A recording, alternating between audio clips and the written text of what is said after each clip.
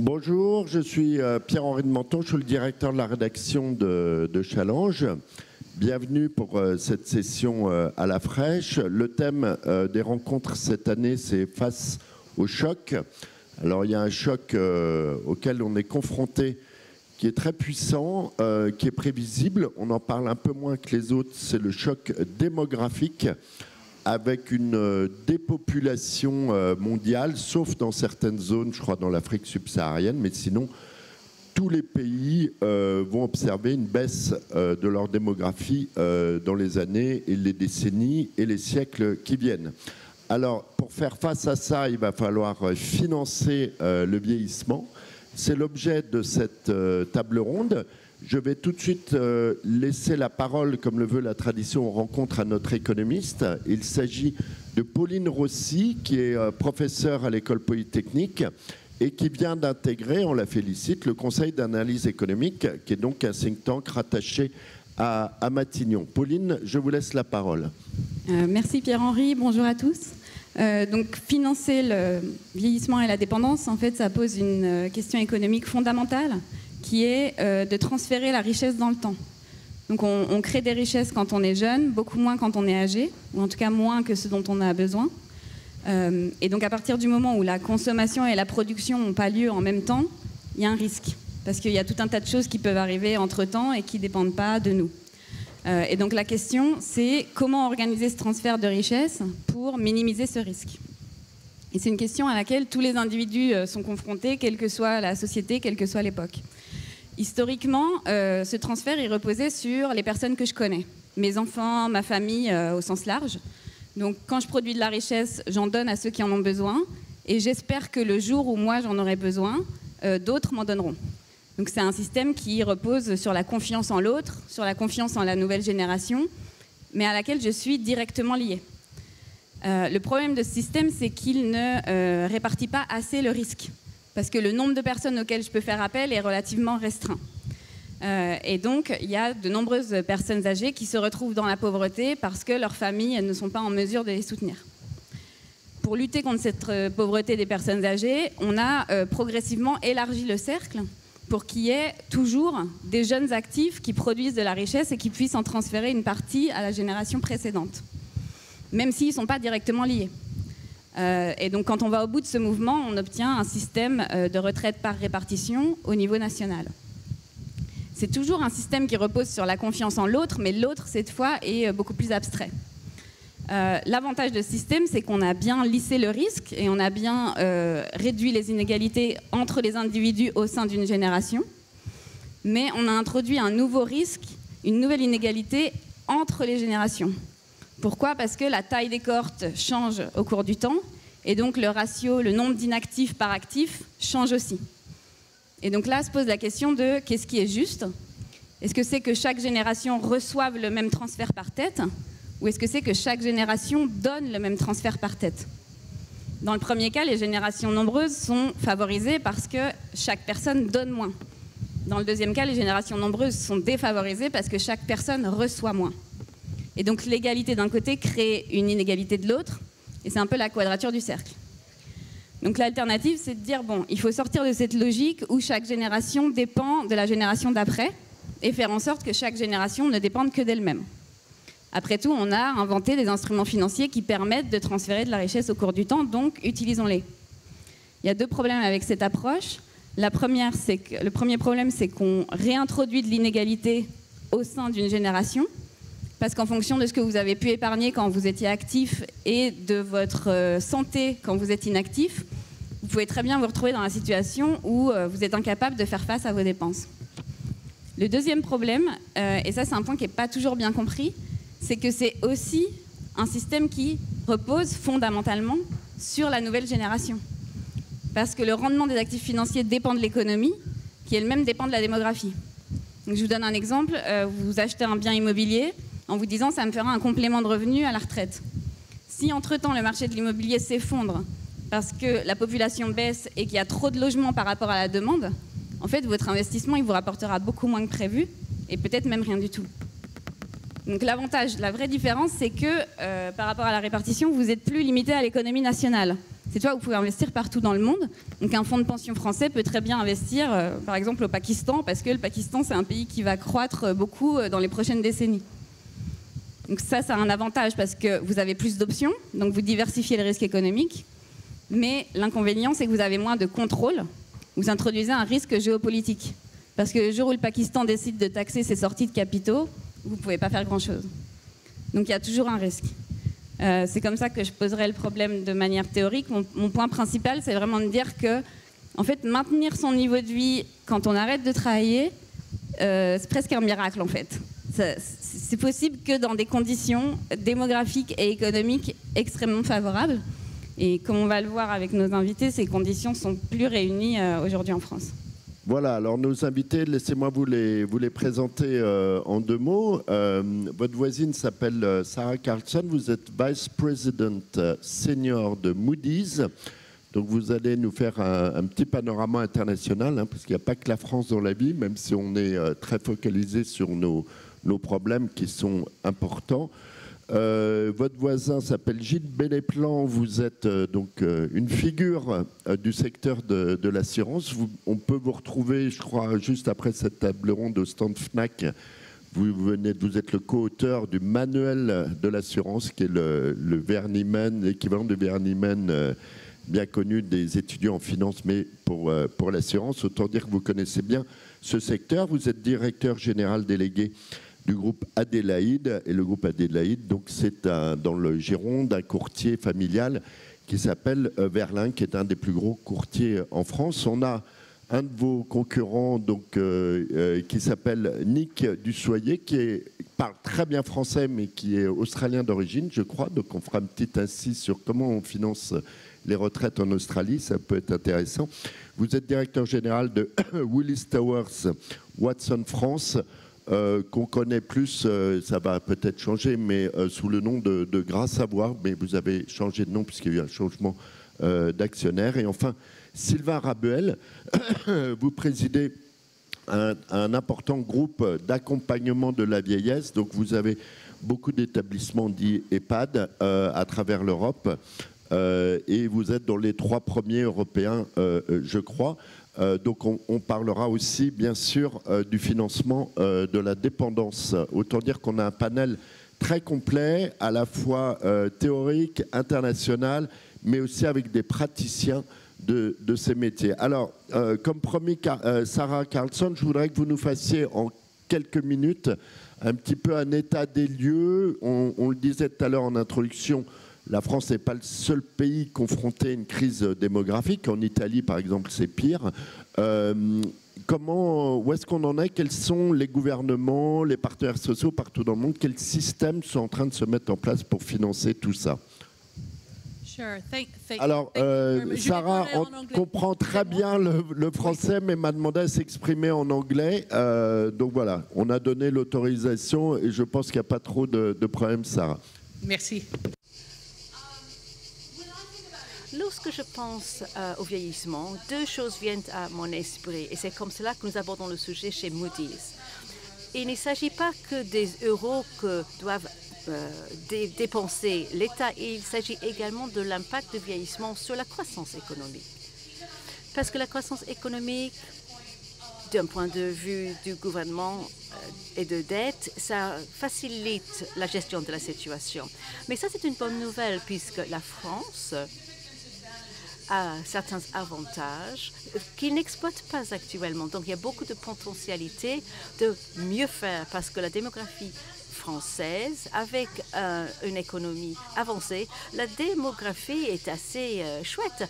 Toutes les économies vieillissent, mais la situation en France, matériellement parlant, est meilleure que l'Italie, que l'Allemagne, le Japon.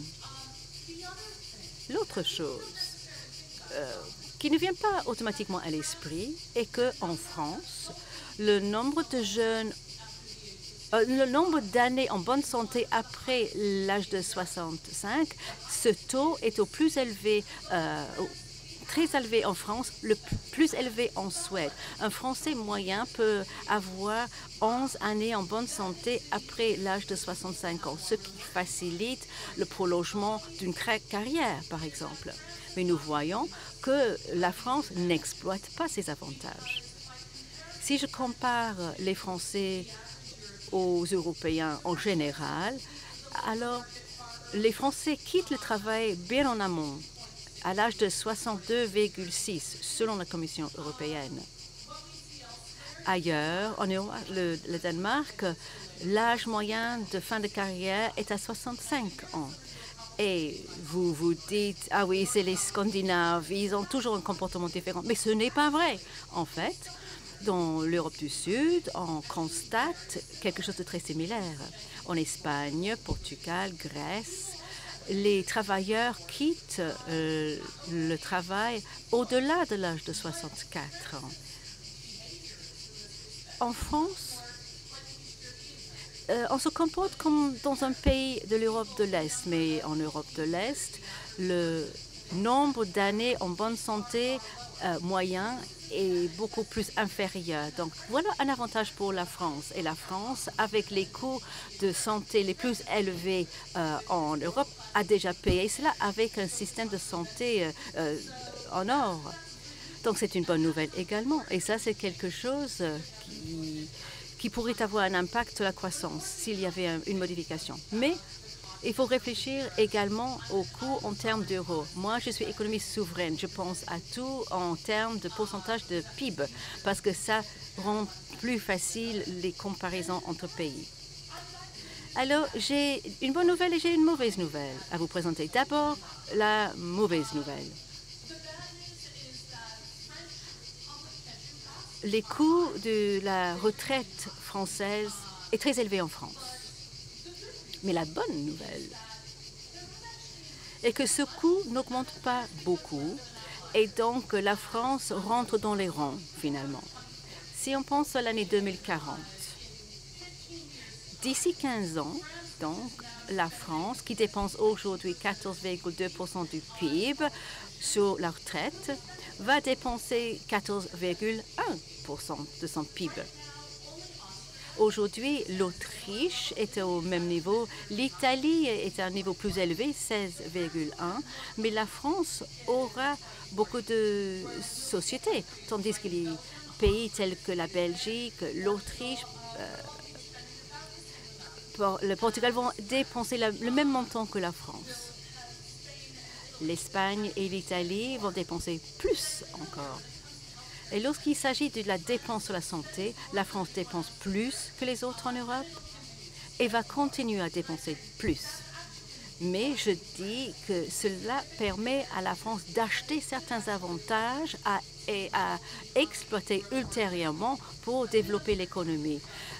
Un bon point d'interrogation avec la santé, c'est la technologie et l'augmentation ou la diminution ou comment la technologie peut augmenter et diminuer les coûts de la santé. Donc, la santé coûte beaucoup en France, je l'ai dit, mais ça apporte des avantages à l'avenir. Merci beaucoup. J'étais assez surpris parce qu'on a quand même pas mal de good news. Donc ça contraste un peu avec certains rapports, notamment de la Cour des comptes qu'on lit en ce moment en France. Et on peut être, donc le FMI ne va pas tout de suite arriver en France, enfin on l'espère. Gilles Belléplan, je voulais que donc on remette justement la focale sur la France. Vous avez entendu ce brillant audit de notre système de répartition. Où est-ce qu'on en est? Vous, quelle est votre vision? Vous qui connaissez, qui êtes dans la marmite quand même depuis quelques années. Merci beaucoup. En fait, par rapport à ce que dit Sarah sur le montant du PIB, hein, le rapport de la Cour des comptes donne les mêmes chiffres, hein, 14% du PIB. Il prévoit une légère augmentation, mais ça ne règle pas le problème parce que cette dépense du PIB, il faut la financer. Et le sujet aujourd'hui, c'est qu'on est devant une sorte de mur du financement qui est assez élevé et qui se rapproche à grande vitesse. Donc, juste pour vous donner un chiffre, si on ne fait rien, en 2045, on aura augmenté la dette de 400 milliards. 300 milliards pour le régime général et 100 milliards pour la caisse des territoriaux et des hospitaliers. vous voyez, le sujet, c'est quand même comment on finance cela. Moi, je voudrais faire deux remarques un peu qui seront probablement reprises par mes collègues là. Première remarque, je pense qu'on a progressé dans le débat parce qu'on commence à avoir des chiffres à peu près réalistes. On a eu pendant des années des rapports qui étaient fantaisistes si on est gentil et partisans si on est plus réaliste. C'est-à-dire qu'on avait des chiffres qui étaient faux. Et ces chiffres faux, ils ont contribué à une espèce de procrastination qui n'est pas bonne. Et s'il y a une chose qu'il faut qu'on fasse en France aujourd'hui, c'est faire quelque chose. Hein, c'est commencer à régler le problème plutôt que de se demander quelle est la bonne façon de le régler. Hein, ça, c'est la première remarque. Ma deuxième remarque, elle servira probablement d'introduction à ce que dit Annick, on parle beaucoup de la capitalisation du régime privé, etc. Ces régimes privés, ils sont très utiles. Ils sont vertueux parce qu'ils attirent dans la sphère de l'épargne des jeunes qui ne le feraient pas si l'entreprise ne sponsorisait pas ces programmes. Pour autant, le problème de financement, il ne sera pas réglé par la capitalisation privée. Il faut régler le problème du système général de la répartition. La capitalisation, elle est très utile, elle ne réglera pas le problème de la répartition. Merci beaucoup, Gilles. On va y revenir parce que je voudrais qu'on refasse un tour de table après sur les solutions. Sur les problèmes et la situation, Nick, quel est votre regard? Alors, merci beaucoup. Bonjour à tous et à toutes. Sarah, I liked what you said about I'm glad. Sarah, ça m'a plu ce que vous avez dit. Je vois le verre à moitié plein. Un message positif parce qu'il y a des solutions aussi qui existent. On va en parler plus tard aujourd'hui. Mais avant, on va d'abord parler un peu des constats et des problèmes. Donc, on va parler du choc démographique. Hein. On en a parlé un petit peu à l'instant. Et on en parle ici à Aix. En 2040, 15% de la population sera âgée de plus de 75 ans. Donc, plus de 10 millions de personnes. Oubliez, un Français sur 4 aura plus de 65 ans aussi. Il y a des enjeux de maintien à domicile, sachant que 65% des Français veulent vieillir chez eux. Il y a le financement et son coût, on va en parler.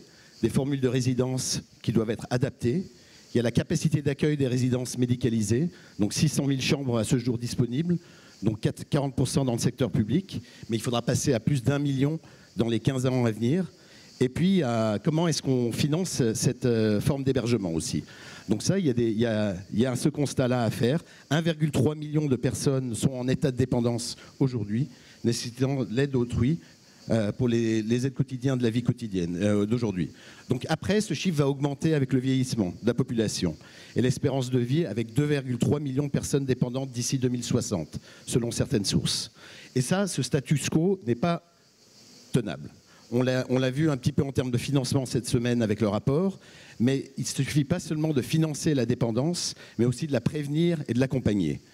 Et donc la question centrale qui se pose aujourd'hui est celle de l'équilibre entre vraiment une responsabilité individuelle et solidarité collective. Donc est-ce qu'on incite chacun à se préparer, à épargner, à anticiper le risque pour lui-même, ou bien est-ce qu'on organise une réponse vraiment collective, mutualisée, qui est portée par la société dans son ensemble? Et ça, je pense que, Gilles en a parlé un petit peu, je pense que ces deux logiques ne s'opposent pas. Elles sont complémentaires. Donc, mais leur articulation reste à inventer. Jusqu'où va la solidarité nationale dans un contexte de tension budgétaire tel qu'on le voit aujourd'hui et du vieillissement démographique accéléré? Et puis, comment est-ce qu'on garantit l'équité entre générations, entre actifs et retraités, entre aidants et accompagnés? Moi, j'en ai parlé un petit peu à titre de comparaison. J'ai vécu 20 ans en Australie.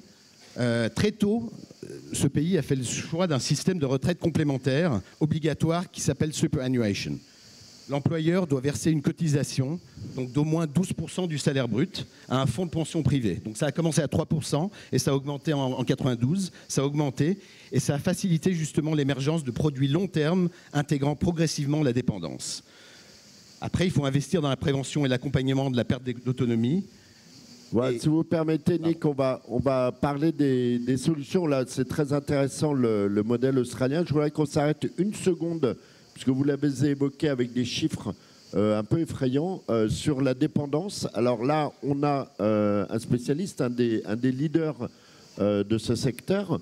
Est-ce que vous pouvez nous dresser... Alors, il y a, je crois, légalement une 5e branche de la Sécu censée s'occuper de ça. Le problème, c'est qu'il n'y a pas d'argent à mettre dedans. Est-ce que vous pouvez nous faire juste un petit point sur la situation dans laquelle on est concernant la dépendance et le grand âge? Oui, absolument, avec plaisir. Je ne vais pas redire ce qui a été dit, mais il faut, première remarque, avoir à l'esprit que dans les 10 ans à venir, on va changer de pays en France, puisque on va avoir 20% de la population qui aura 65 ans et plus.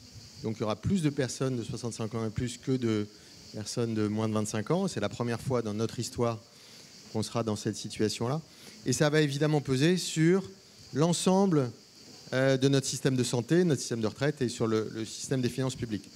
La deuxième remarque, c'est que la France consacre aujourd'hui environ 30 milliards d'euros par an, principalement via l'assurance maladie, à l'accompagnement du grand âge et la prise en charge de la dépendance. Donc c'est déjà une somme parfaitement conséquente. Il y a une 5e branche qui a été une 5e branche, c'est-à-dire un 5e risque, le risque de perte d'autonomie et de dépendance qui a été constitué il y a 5 ou 6 ans pour faire face à la montée en puissance de ce risque lié à la longévité et à la démographie. Mais en effet, cette branche est une coquille vide, il n'y a pas de financement qui lui est dédié. Donc c'est un dérivé des financements de l'assurance maladie qui abonde cette 5e branche, mais il n'y a pas de financement en propre. Et le problème, c'est que ces 30 milliards sont structurellement d'ores et déjà insuffisants à faire face aux besoins des personnes âgées vivant aujourd'hui en France. Pourquoi ? Parce qu'ils ont été définis et construits par une dernière grande loi qui a été prise en 1999, il y a 25 ans. Et en 25 ans, le profil du public âgé et dépendant a largement été modifié. Ce public-là est aujourd'hui beaucoup plus âgé, beaucoup plus pathologique. Et surtout, il y a eu en 25 ans l'émergence massive des pathologies cognitives, Alzheimer et Parkinson. Et donc on vit sur un système de financement du grand âge et de la dépendance qui date d'il y a 25 ans, à une époque où le public concerné n'était pas du tout le même en termes de nombre, d'âge et de pathologie. Et c'est la raison pour laquelle vous entendez régulièrement parler d'une crise, par exemple, du domaine des EHPAD, des résidences médicalisées, qu'elles soient publiques, privées ou associatives, parce que ces lieux de vie accueillent un public qui est beaucoup plus âgé et malade que les financements qui lui sont accordés ne l'ont prévu et envisagé. Pour autant, on y consacre déjà 30 milliards. Et pour terminer sur ce point, on envisage que dans les 10 ans qui viennent, il faudrait ajouter à ces 30 milliards une vingtaine de milliards d'euros pour faire face à l'effet numérique. Et dernier point, Pierre-Henri, que je souhaite mentionner, parce qu'il est très important, je suis sûr qu'il y a des gens concernés dans la salle, qui est qu'à ces 30 milliards s'ajoute tout le travail fourni gratuitement par les aidants familiaux. Alors ça, on arrive à le quantifier On arrive à le quantifier assez simplement. Moi, je l'ai fait pour cette table ronde. Alors, ce serait intéressant que Pauline se penche sur la question à la rentrée, parce que je suis sûr qu'elle ferait des calculs mieux que moi. Mais il y a environ 10 millions d'aidants familiaux en France et les 2 tiers d'entre eux se consacrent à l'accompagnement d'une personne âgée, généralement leur père ou leur mère. Donc, on va considérer qu'il y a 6 à 7 millions d'aidants familiaux consacrés au grand âge. Et si on considère que ces aidants familiaux consacrent 10 heures par semaine à s'occuper de la personne âgée, ce qui est peu, 10 heures par semaine, ça fait un peu plus d'1 heure par jour, c'est très peu, et que vous tarifez ces 10 heures à 23 €, c'est le tarif plancher de l'aide à domicile aux personnes âgées aujourd'hui, et que vous multipliez ça par une quarantaine de semaines dans l'année, puisqu'on va considérer que les aidants familiaux prennent quand même des vacances, vous arrivez à des montants absolument colossaux, de l'ordre de 50 milliards d'euros par an, de travail gratuit fournis par les aidants familiaux. Donc aux 30 milliards de l'assurance maladie, vous ajoutez au moins autant, sinon plus, de travail gratuit fourni par l'aidance familiale pour prendre en charge le grand âge. Et il faut avoir en tête que sociologiquement, l'aidance familiale est vouée à décliner en France, comme partout en Europe, sous l'effet d'abord de l'individualisme, ensuite de l'éclatement géographique des familles, parce que vous aidez votre père ou votre mère quand vous habitez à côté de chez lui, et puis de la recomposition familiale.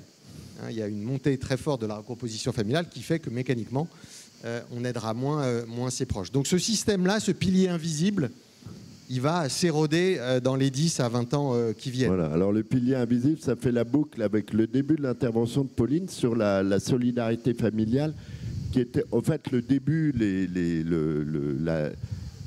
la base, le début, ce qui est de bon sens du système de retraite, c'est au fait la solidarité familiale. Donc c'est intéressant. Je ne sais pas si l'Académie et si vos étudiants à Polytechnique referont les calculs, mais c'est assez impressionnant et en tout cas ça pose question quand on fait ce type de calcul pour se rendre compte qu'au fait il y a déjà une main-d'œuvre qui existe, si je puis dire, qui n'est pas payée, qui est gratuite.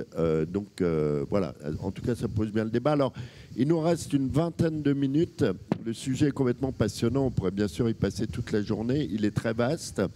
On va peut-être faire un nouveau tour de table pour les solutions, hein, parce que on a bien posé là, je crois, les problèmes. Donc je vais laisser la parole à Pauline, savoir quel type de solution apporter. Il y a des modèles qui existent et peut-être, Sarah, vous pourrez nous apporter un éclairage. Il y a peut-être des pays dont on pourrait s'intéresser. En tout cas, c'est difficile de comparer la situation de chaque pays, mais on peut s'inspirer quand même de modèles existants, en tout cas en Europe. Pauline, je vous le relaisse la main. Oui, donc en théorie, la meilleure manière de gérer le risque, c'est toujours de diversifier. Donc le système optimal, ça va toujours être une combinaison de différents éléments dont on a commencé à parler. Il y a d'abord une base par répartition, universelle et obligatoire, qui garantit un revenu minimum et qui couvre les risques catastrophiques. Donc là, c'est vraiment une logique de solidarité où, à un instant T, les actifs dans une société décident collectivement et proportionnellement à leurs revenus d'empêcher les personnes âgées de tomber dans la pauvreté quand elles ne peuvent plus subvenir à leurs besoins. C'est une logique de solidarité. Ensuite, il y a un complément qui dépend des trajectoires professionnelles de chacun, qui peut être organisé par l'employeur, par exemple, mais toujours de manière collective, et qui fait partie de la rémunération et en gros qui permet aux gens de maintenir un certain niveau de vie quand ils quittent le monde du travail. Et enfin, il y a la sphère privée qui vient compléter ces mécanismes collectifs avec d'une part l'épargne individuelle et d'autre part le soutien apporté par les proches. Donc c'est ce dont on vient de parler. En fait, ce soutien, il a toujours été là historiquement, il n'a jamais disparu et on a juste rajouté des autres éléments en plus. C'est un soutien qui peut être monétaire ou qui peut être une aide en nature. Donc sur le principe, je pense que tout le monde est à peu près d'accord. Après, le diable est dans les détails et la question, c'est toujours de savoir où est-ce qu'on place le curseur entre public et privé. Je pense que c'est ce dont on va parler. Voilà. Alors, Sarah, merci Pauline. Sarah, peut-être vous nous faites un petit état des lieux sur les systèmes, on va dire peut-être en Europe, mais pas forcément en Europe d'ailleurs, sur les systèmes dont on pourrait s'inspirer, nous, en France, pour résoudre ces énormes problèmes qu'on a avec le financement de la vieillesse. Sure, and I should Oui, je dois dire d'abord que nous ne formulons pas de recommandations politiques, mais étant donné que c'est l'un des plus gros défis auxquels font face les différentes économies développées, je n'ai pas de doute que c'est un défi très important pour nous tous, pour beaucoup de pays. Donc, on voit beaucoup de différentes solutions. Il y a différentes manières de maintenir les gens au travail plus longtemps, mais c'est complexe. Et c'est en dehors de la politique. Il est intéressant à noter que l'une des meilleures prédictions de l'âge de retraite d'une femme est l'âge à laquelle elle devient grand-mère. Certains pays en Europe ont fait certaines choses qui réduisent le risque politique. Donc, ils créent des liens entre l'âge et entre la longévité et l'âge de la retraite. Dans les pays scandinaves, en Espagne, en Portugal, ils l'ont fait. Ils ont fait des ajustements. Ça peut être difficile au niveau politique, mais ça amoindrit le risque politique. Et il y a certaines choses sur l'apprentissage tout au long de la vie, ou le fait de créer des incentives pour maintenir les anciens au travail. Mais il y a peu de preuves qui indiquent que les aînés deviennent moins efficaces. Et avec la technologie qui évolue, c'est quelque chose qui peut également rentrer en ligne de compte. Et regardons le coût de la retraite. les coûts sont très élevés. Il y a 14% maintenant, on parle du PIB en France et ça va continuer. Ça ne va pas augmenter comme dans d'autres pays, mais ça va être maintenu. Le fait de changer cette trajectoire est un travail de longue haleine. Il y a quelques hits rapides qui peuvent être efficaces. L'indexation, augmentation des taux de contribution. Mais très souvent, ces solutions rapides sont possibles politiquement, exclusivement en temps de crise. Ce que l'on constate dans d'autres cas, c'est des solutions un peu plus lentes, avec quand même un impact matériel qui peut inclure des choses comme une contribution bien définie. Pour vous donner un exemple, je parlerai de l'Italie. Lorsqu'il y avait Mario Monti qui était en poste jusqu'à 2013, l'Italie a revu de fond en comble sa retraite. Et l'Italie a créé un lien entre l'âge de la retraite avec l'âge d'indexation. Ils ont aussi adopté cette notion de contribution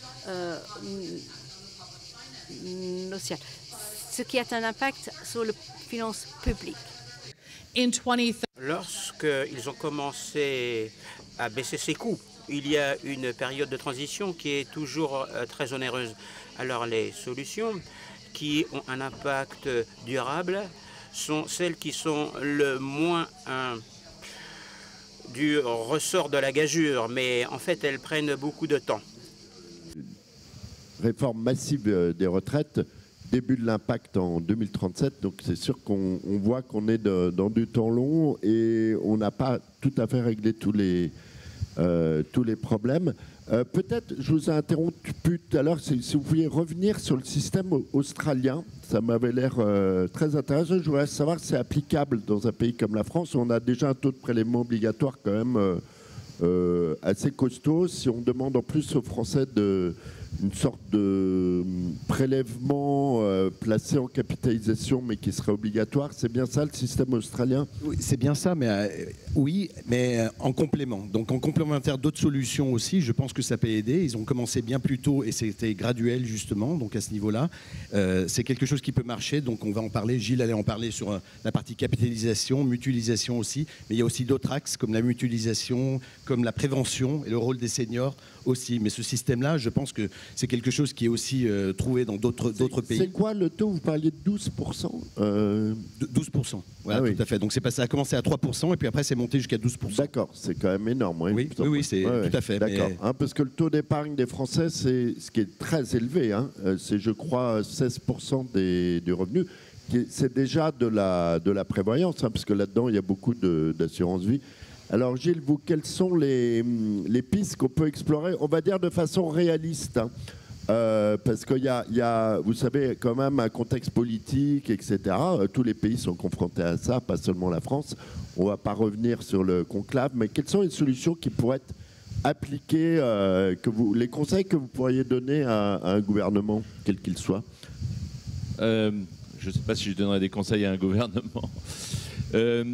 Vous citiez que le 12% il est élevé, mais aujourd'hui, sur la feuille de paie des Français, le prélèvement c'est 28%. Mais contre 18. D'accord, mais ça s'ajoute, si j'ai bien compris. Oui, ça s'ajoute, mais dans les 28, vous pouvez faire un peu de capitalisation. D'accord. Donc, je pense que deux remarques. Le système hybride, c'est évidemment la solution. C'est ce que tous les intervenants, et particulièrement Pauline, ont souligné. Donc, le système privé, aujourd'hui, il existe. Il y a 7 millions de personnes qui ont un contrat ce qu'on appelle un PER, un contrat qui prépare à la retraite. Et les encours, c'est à peu près 100 milliards. Bon, alors, 100 milliards, c'est rien par rapport aux enjeux, bien sûr, mais il y a un amorçage. Il est clair qu'une dose de capitalisation dans le système général serait bonne. Et la question, c'est comment on amorce. Et pour l'amorcer, il faut une sorte de choc vertueux de dégager de l'argent quelque part. Et je crois que c'est quelque chose qui doit être envisagé, mais qui doit être envisagé en complément de régler les problèmes à court terme.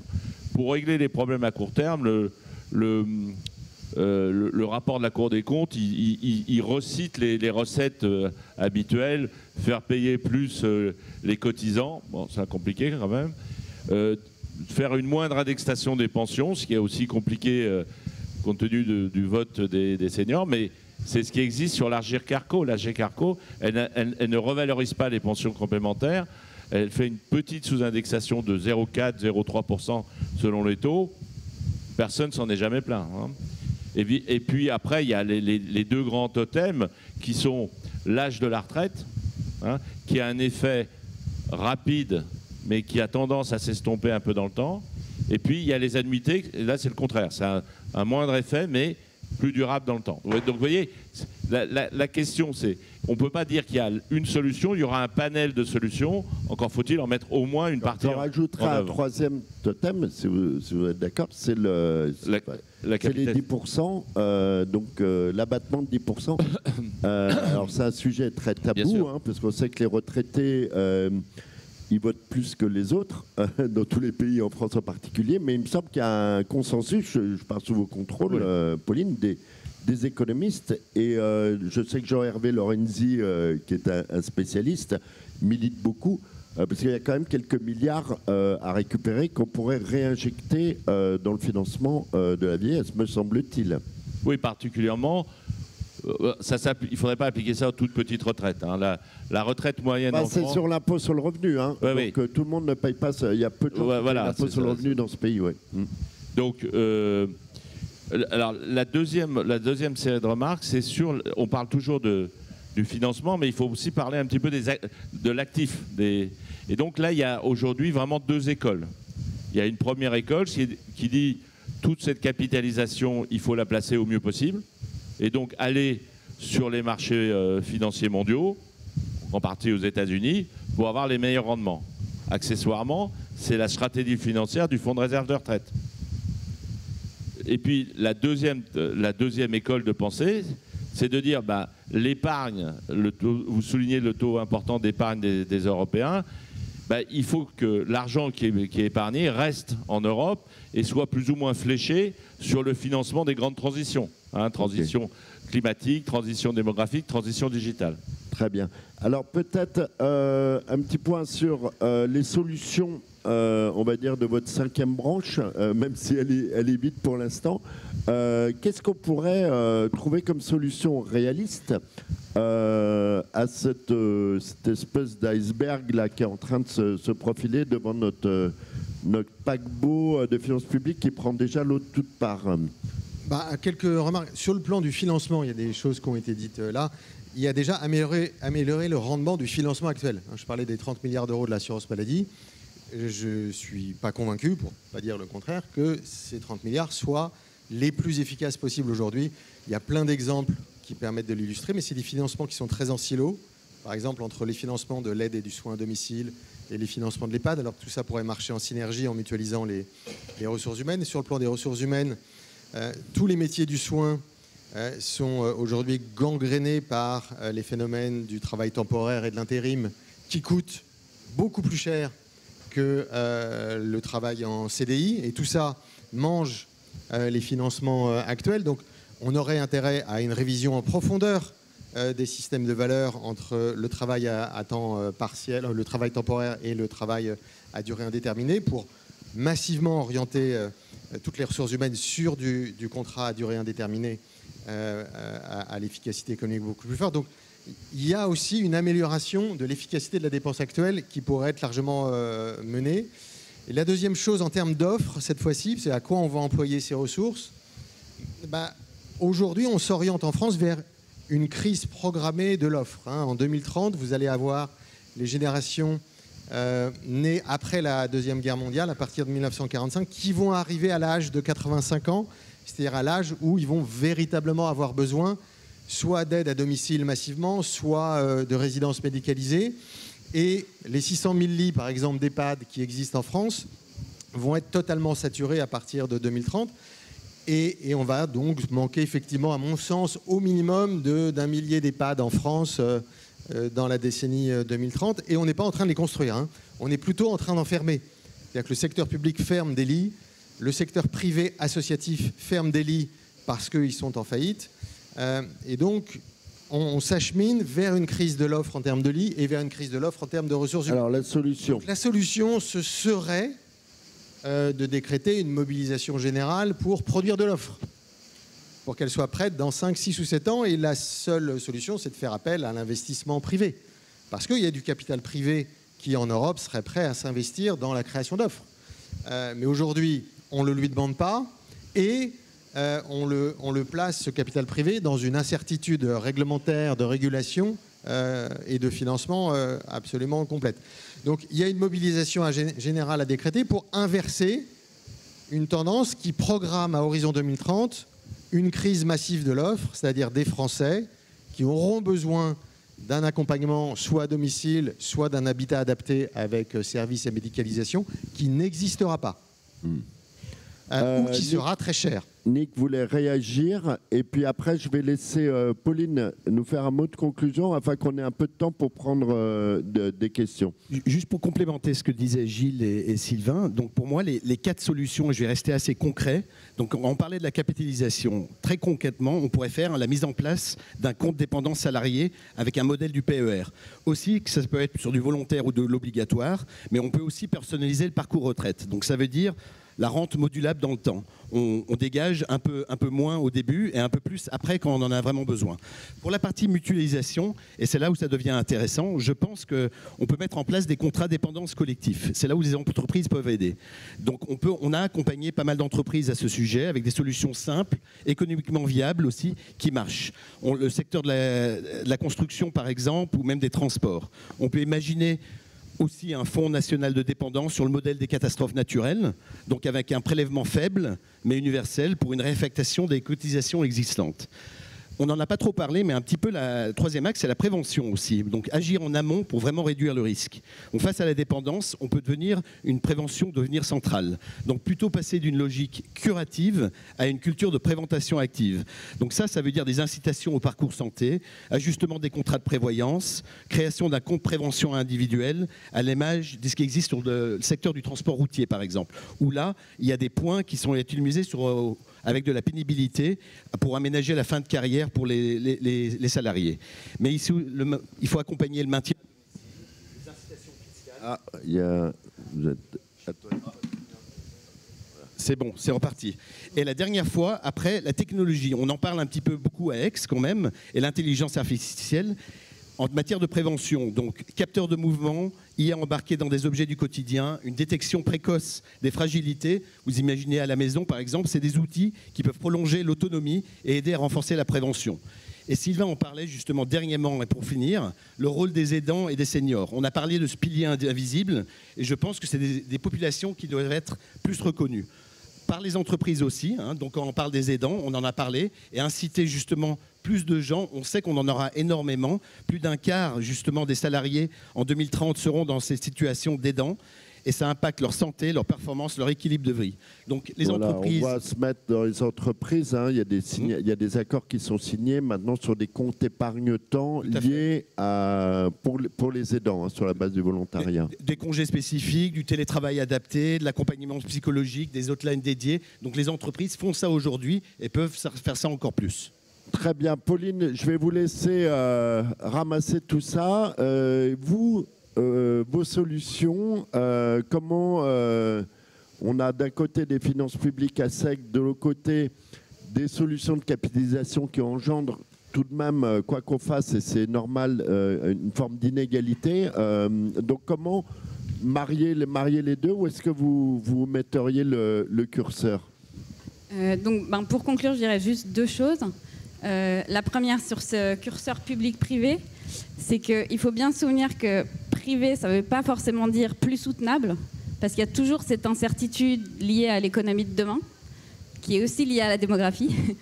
Et public, ça ne veut pas forcément dire plus égalitaire, parce qu'il y a toujours cette inégalité entre générations à cause des trajectoires démographiques. Et donc le deuxième point, c'est spécifiquement sur le cas de la France. Le seul chiffre que je voudrais mentionner, c'est le fait que le taux de pauvreté, aujourd'hui, il est 2 fois plus élevé chez les enfants que chez les plus de 65 ans. Et ça, c'est difficile à justifier, à la fois sur le plan de l'efficacité, parce que les enfants, c'est l'économie de demain, et sur le plan de l'équité, parce que les enfants sont moins responsables de leur niveau de vie que les personnes âgées. Et donc, à mon sens, ce chiffre, il montre qu'aujourd'hui, dans le système actuel, la solidarité nationale donne un poids trop grand aux personnes âgées. Voilà, une bonne conclusion de Hockey Boomer qui va peut-être susciter quelques réactions. Alors, qui veut... Madame, alors attendez, il y a quelqu'un qui veut vous amener un micro. Et donc, je précise, ce que je vois, c'est des questions assez brèves, qu'on puisse en avoir plusieurs. D'accord. Guylaine Ajouanine de l'Institut de France. Donc, je suis un entrepreneur, un inventeur, un humanitaire. Et je représente Silver Valley, qui sont les 300 entreprises qui font de l'innovation dans la Silver Economy. Mais j'ai présidé la Fondation pour la recherche médicale. Et il y a une vingtaine d'années, j'ai posé la question à l'INSEE, qu'est-ce qui va m'arriver à mon vivier de donateurs, donc surtout des seniors. Et ils m'ont dit que fin 2015, il y aurait plus de personnes qui rentreraient dans les 60 ans que de personnes dans les 20 ans. Donc c'est à ce moment-là qu'il y a eu la bascule. Et donc, en fait, un senior naît toutes les 37 secondes et un junior toutes les 42 secondes. Mais surtout, ça m'a inquiété au niveau de la dépendance. Et on a cherché comment on allait faire.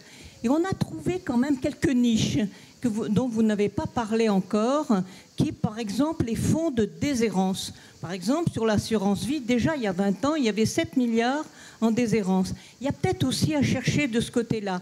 Mais aussi, dans les droits successoraux, on s'est aperçu qu'il y avait 50% d'évaluation, c'est-à-dire que les commissaires-priseurs, entre guillemets, ils évaluent 50% de moins. Parce qu'il y a 20 milliards de droits successoraux, donc vous voyez s'il y a 20 mois, pendant que les assurances font le double. Donc on a les 40 milliards déjà. Là. Donc voilà, donc simplement question, est-ce qu'il n'y aurait pas encore des niches? Parce que magnifique tout ce que vous avez dit, parce que dans tout ce que vous avez dit, il y a les solutions. Mais en plus, peut-être dans les fonds de déshérence. Voilà, merci beaucoup. Alors, les niches, moi, j'en cite une, c'est très intéressant, je cite une troisième, une piste qui n'a pas été évoquée. C'était il y a très longtemps, Henri Emmanueli était à la Caisse des dépôts, et il y avait eu toute une réflexion sur le viager. Puisqu'il y a des actifs quand même, beaucoup d'actifs immobiliers, donc on est aussi sur la succession. Alors, quelles sont les niches? On a vu une niche, on n'a pas beaucoup parlé, qui est celle d'une meilleure gestion des dépenses de santé, mais c'est très intéressant. Alors, est-ce que vous en avez repéré? Qu'est-ce que vous pensez de celle-là? Vraiment, ça nous rapporte 40 milliards? Alors, il y a beaucoup de recherches sur ce domaine, en particulier André Masson a beaucoup travaillé sur les modalités pour liquéfier, c'est pas un mot très, très élégant, mais liquéfier le patrimoine des seniors et particulièrement le patrimoine immobilier. Donc il a beaucoup travaillé autour de concepts de vente anticipée, occupée. Et ces travaux, à mon avis, il faudrait faire des expériences dans des territoires pour voir comment on peut faire ça. Parce que le patrimoine non liquide en fin de vie, c'est un vrai sujet. Surtout que dans un certain nombre de cas, il n'y a pas d'autre liquidité. Hein. Donc je souscris totalement à votre idée de la nécessité de travailler sur cette liquéfaction. Et là aussi, la recherche existe et il faudrait avancer là-dessus.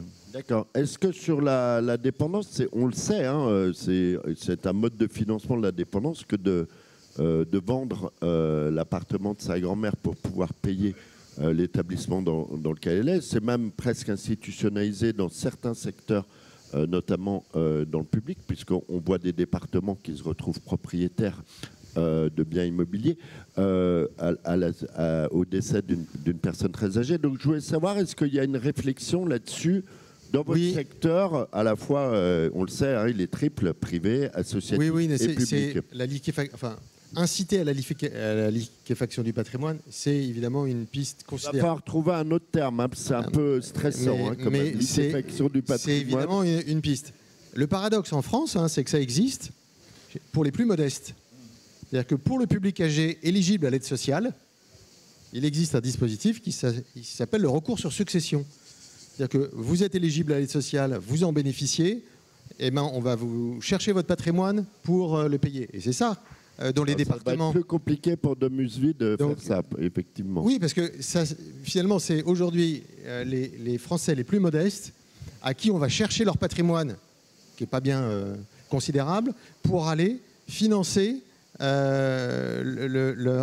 aide sociale, c'est-à-dire le soutien qu'on leur accorde pour le grand âge. Donc, on l'applique aujourd'hui en France aux Français les plus modestes, mais il n'y a pas de système pour aller chercher le patrimoine de ceux qui en ont vraiment, qui pourraient contribuer au financement du système. Voilà, mais en réalité, ça existe par le bas. Un autre sujet de recherche pour vos étudiants, il y a vraiment là, effectivement, je pense, des solutions.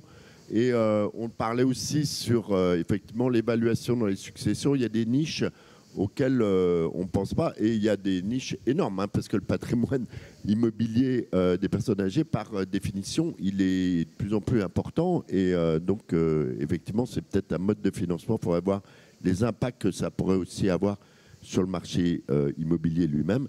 Est-ce qu'il y a une autre question? Alors, Madame. Bonjour, merci pour la justesse de vos propos. Je m'appelle Agnès Renard. Je suis entrepreneuse d'une société qui s'appelle Sciences Santé Société. J'aimerais vous poser une question sur la prévention. Ça a été évoqué par certains d'entre vous. Moi, je suis intimement convaincue comme expert de santé qu'il faut ralentir l'arrivée dans la dépendance. Mais ralentir l'arrivée dans la dépendance, ça suppose évidemment d'inciter à des meilleurs parcours de soins, à des meilleurs parcours de santé, mais ça suppose aussi d'aider l'État, comme l'a dit Madame, sur le partenariat public-privé. L'État n'a pas assez d'argent sur la prévention et surtout ne l'évalue pas. Et donc, y a-t-il pas une piste là-dessus qui permettrait de ralentir la quantité de personnes qui vont arriver dans cette dépendance? Merci. Alors là où vous avez tout à fait raison, c'est qu'on peut tout à fait prévenir la prévalence, notamment des maladies cognitives, par une hygiène de vie saine, la pratique d'activité physique et le maintien d'une activité intellectuelle et sociale intense. Et donc plus on commence ce triptyque jeune, mieux c'est, mais plus on le poursuit longtemps dans l'avancée en âge, mieux c'est. Et c'est là où on retombe sur le maintien en activité des populations seniors, des populations âgées, notamment après la retraite. C'est-à-dire qu'aujourd'hui, on a un raisonnement en France où on oppose les retraités et les actifs. Mais en fait, pour le bien-être des retraités, il faut que les retraités restent actifs le plus possible. On peut pratiquer le cumul emploi-retraite. Alors, on peut pratiquer le cumul emploi-retraite, mais on peut rester actif en sortant d'un emploi salarié.